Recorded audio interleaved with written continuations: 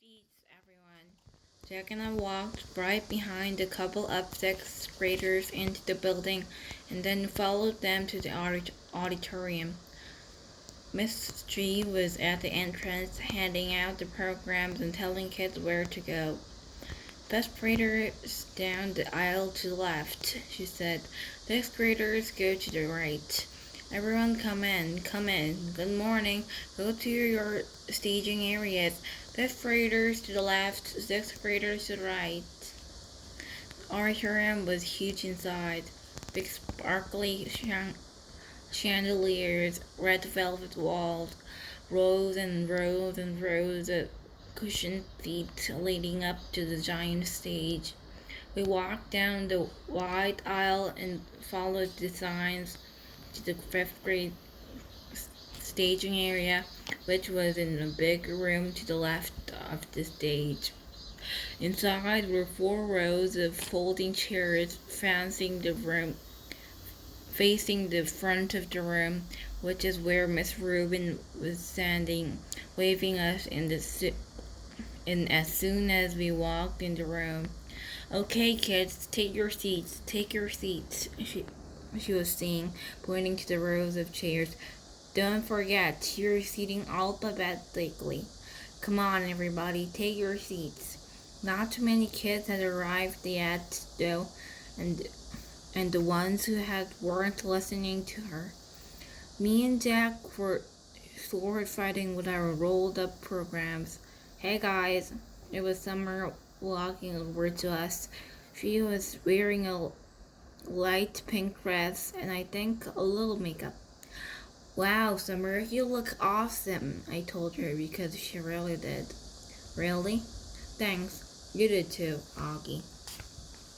Yeah, you look okay, Summer, said Jack, kind of matter-of-factly. And for the first time, I realized Jack had a crush on her. This is so exciting, isn't it? Said Summer. Yeah, kind of, I answered, nodding. Oh man, look at this program, said Jack, scratching his forehead. We're going to be here all freaking day. I looked at my program. Headmaster's opening remarks, Dr. Harold Johnson. Middle school director's address, Mr. Lawrence Tushman. Light and day, middle school tour. Fifth grade students commencement address, Simina Chin. Portable canon in D, middle school chamber music and ensemble. Sixth grade students commencement address, Mark Antoniak. Under pressure, middle school tour. Middle school dean's address, Miss Stephanie Rubin. Award presentation, feedback, roll call of names. Why do you think that? I asked. Because Mr. Johnson's speeches go on forever, said Jack. He's even worse than Tushman. My mom said she actually dozed off when he spoke last year, Summer added. What's the award presentation? I asked. That's where they give medals to the biggest brainiacs, Jack answered, which would mean Charlotte and Cinema will win everything in the fifth grade, just like Charlotte won everything in the fourth grade and in the third grade. Not in the second grade, I asked. I laughed. They didn't give those awards out in the second grade, he answered. Maybe you'll win this year, I joked. Not unless they give award for most C's, he laughed. Everybody take your seats. Miss Rubin started yelling louder now, like she was getting annoyed that nobody was listening. We have a lot to get through, so take your seat. Don't forget you're sitting in alphabetical order. A through G is the first row. H Drew N is the second row.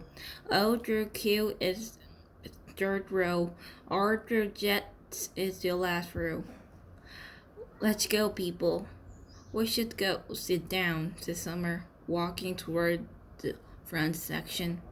You guys are definitely coming over my house after this, right? I called out after her. Definitely, she said, taking her seat next to Cinema Chin. When the summer gets so hot, Jack muttered in my ear. Shut up, dude, I said, laughing as we headed toward the third row. Seriously, when did that happen? He whispered, taking the seat next to mine. Mr. Will, Miss Rubin shouted. Last time I checked, W came between R and Z, right? Yes? Jack nodded at her blankly. Jack looked at her blankly. Dude, you're in the wrong row, I said. I am? And the face he made as he got to leave, which was a mixture of looking completely confused and looking like he just played a joke on someone, totally cracked me up.